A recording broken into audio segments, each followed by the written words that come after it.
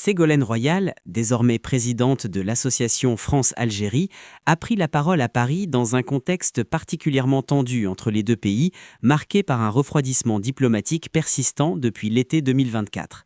Son intervention, très attendue, s'est inscrite dans une volonté affirmée de rompre avec les discours prudents ou ambigus habituellement adoptés sur la question franco-algérienne. D'emblée, elle a proposé une orientation claire et assumée. Pour sortir de l'impasse, la France doit reconnaître explicitement les crimes coloniaux commis en Algérie, présenter des excuses, restituer les biens et les restes humains encore détenus sur son territoire et rouvrir de manière transparente le dossier sensible des essais nucléaires effectués dans le Sahara algérien. Son discours s'est tenu dans un cadre intellectuel et politique exigeant à l'Institut de Relations internationales et stratégiques où se côtoyaient universitaires, militants, chercheurs et acteurs engagés dans le dialogue entre les deux rives de la Méditerranée. Le thème de la rencontre, Demain, la France et l'Algérie, traduisait déjà l'ambition de dépasser les blocages actuels. Mais très rapidement, Ségolène Royal a tenu à rappeler que toute projection vers l'avenir reste conditionnée par un travail sincère sur le passé. Selon elle, la crise actuelle ne peut être résolue par des gestes superficiels ni par des ajustements diplomatiques classiques comme des rappels d'ambassadeurs ou des déclarations protocolaires.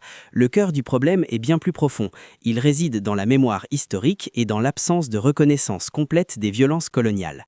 Elle a insisté sur le fait que certaines blessures demeurent ouvertes parce qu'elles n'ont jamais été pleinement nommées, reconnues ni réparées. Pour elle, il ne s'agit pas simplement d'un débat historique, mais d'un enjeu politique majeur qui conditionne la qualité des relations entre les deux pays. Elle a ainsi affirmé avec force que la mémoire constitue un préalable indispensable à toute avancée diplomatique. Sans ce travail de vérité, les tensions continueront de ressurgir, empêchant toute normalisation durable. Dans ce contexte, Ségolène Royal a également pris position contre l'usage du terme « rente mémorielle », souvent employé dans le débat public pour disqualifier les revendications liées au passé colonial. Elle a rejeté catégoriquement cette notion qu'elle considère comme une manière de délégitimer la parole des victimes et de leurs descendants. Selon elle, parler de rente revient à suggérer que les demandes de reconnaissance seraient motivées par un intérêt ou un calcul politique, alors qu'il s'agit avant tout d'un droit fondamental à la vérité et à la justice.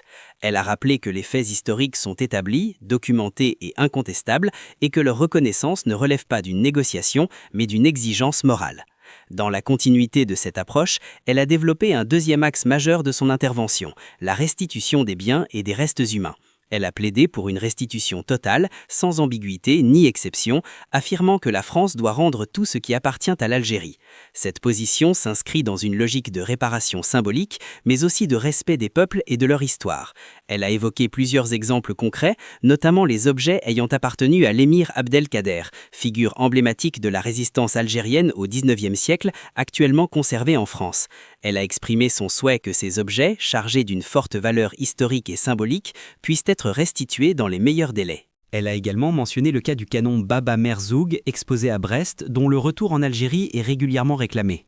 Sur ce point, elle a indiqué vouloir engager des démarches concrètes pour accélérer le processus.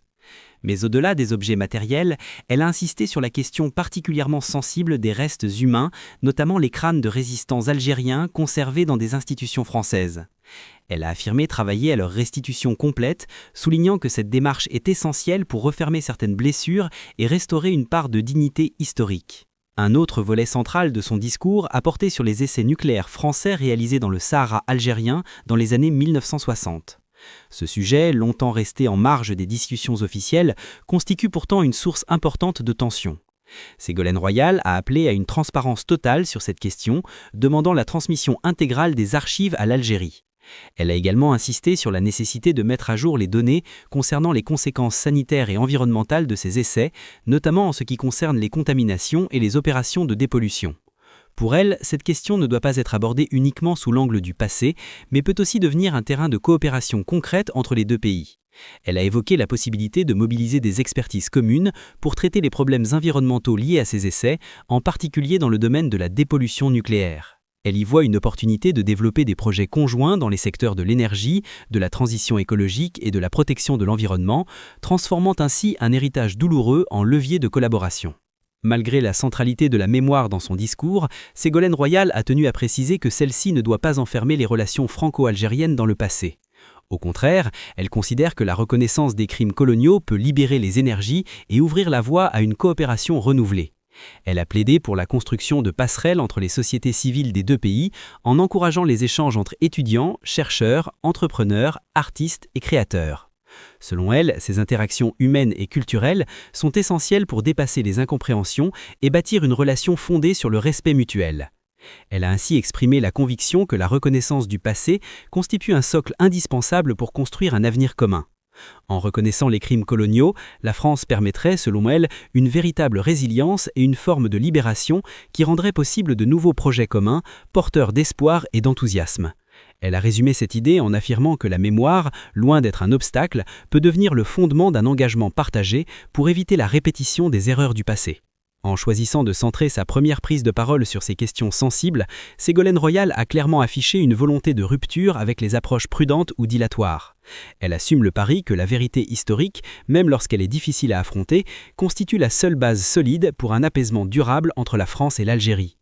Son intervention marque ainsi une tentative de repositionner le débat sur des bases éthiques et politiques claires, en faisant de la reconnaissance et de la réparation non pas des concessions, mais des conditions nécessaires à une relation équilibrée et tournée vers l'avenir. Si vous voulez suivre toute l'actualité en France comme à l'étranger, un seul réflexe, abonnez-vous à Axe Info et activez les notifications.